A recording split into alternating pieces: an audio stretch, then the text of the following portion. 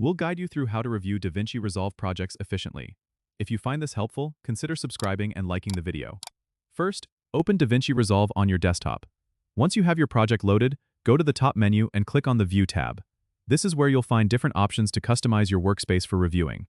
To start your review, make sure you're in the Edit page by clicking on Edit at the bottom of the interface. Here, you can see your timeline with all your clips and edits.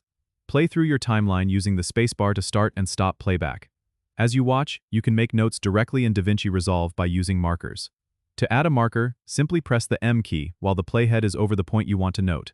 You can double-click on the marker to add comments or labels that will help you remember what changes need to be made.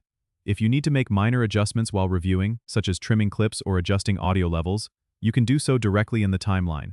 Just click and drag the edges of the clips or use the inspector panel on the right to fine-tune properties.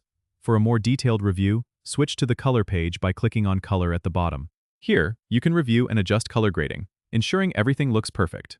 Utilize the scopes to precisely monitor color balance and exposure. If you're working with others, exporting a timeline as a reference video can be very helpful. Go to the Deliver page, set the desired format, and render the project for sharing.